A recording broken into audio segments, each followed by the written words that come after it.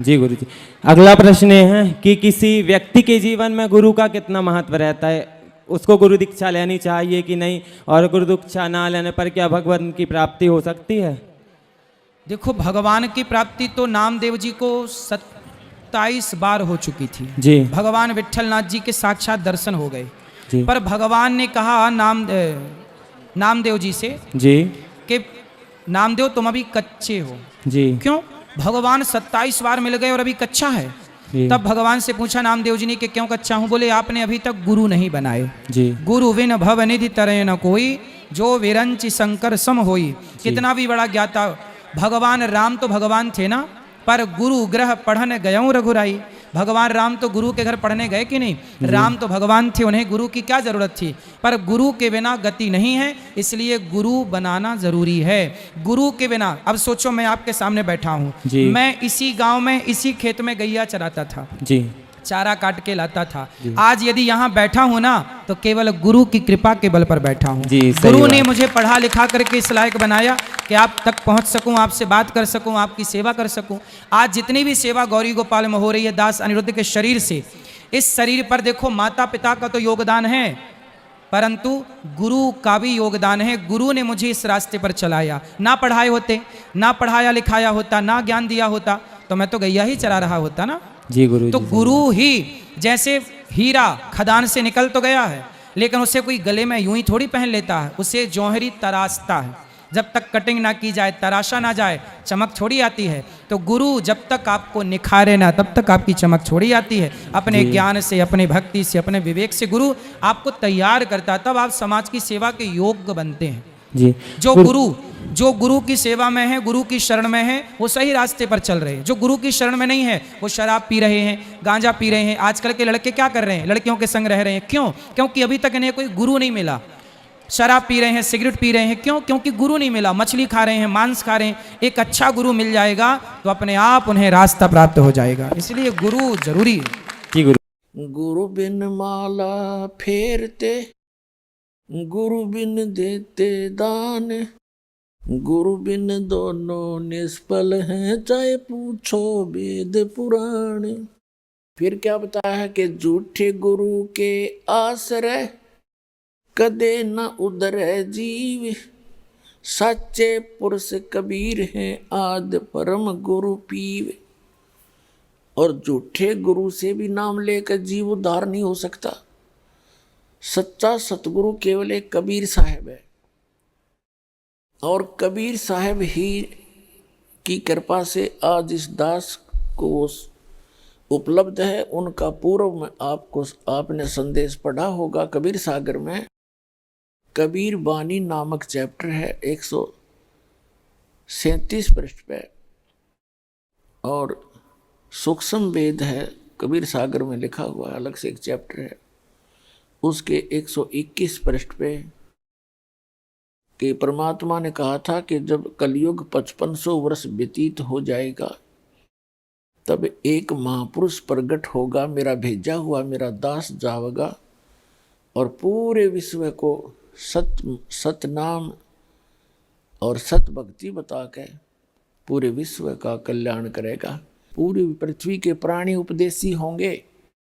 ये परमात्मा का आदेश है 600 वर्ष पहले का।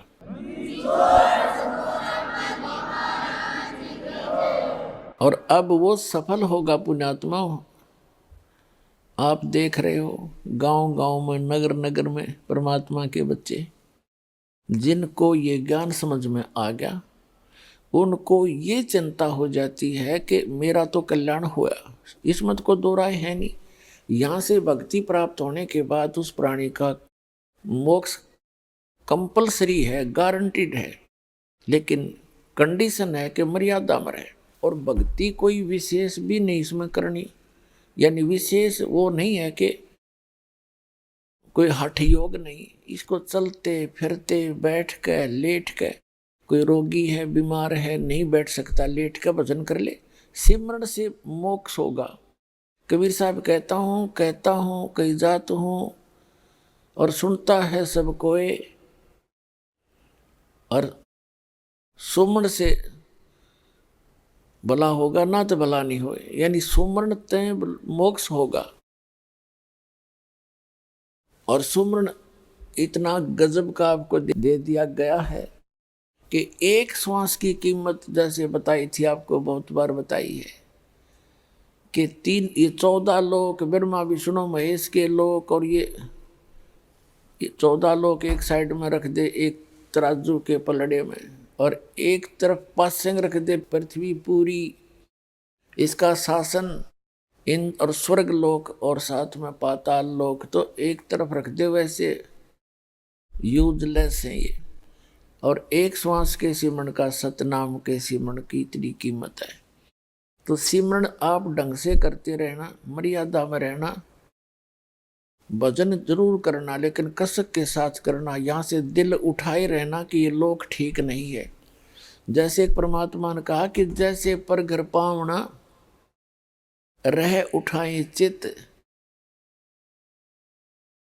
जिस प्रकार किसी दूसरे घर में कोई मेहमान गया हुआ हो और वहां उसकी कितनी आओ भगत हो रही हो, कितना रिस्पेक्ट हो रहा हो, एक दिन के बाद उसकी चिंता अपने घर की हो जाती है। उसको पता होता है कि मेरा ये ठिकाना नहीं है, तो वहाँ वो सब कुछ सुविधाएं प्राप्त करते हुए उसके मन में रह कर अपने घर आने की उमंग उठती ही रहती है। तो इस प्रकार आप यहाँ पर घर में रह रहे हो, आप दूसरे के स्थान पर रह रहे हो, आपका निज घर वो सतलोक है। जब तक जिस व्यक्ति, जैसे कोई व्यक्ति बाहर गया हुआ है रिश्तेदारी में और उसको घूटी पिला दी, और जब उसकी घूटी उतरे उसने फिर एक प्याली पिला दे, तो उसने चाहे 10 दिन रोक लो हुए, क्योंकि उसने होश को नहीं, उसमें नशे में वो पड़ा है वहाँ पर। जब नशा उतर जाएगा उसका तुरंत अपना घर, अपने बालक, अपने बच्चे, अपने काम तुरंत याद आएंगे और तुरंत चल पड़ेगा। तो इस काल ने आपका यहाँ भांग प्या रखी आपको सबको इस झूठे सुख की।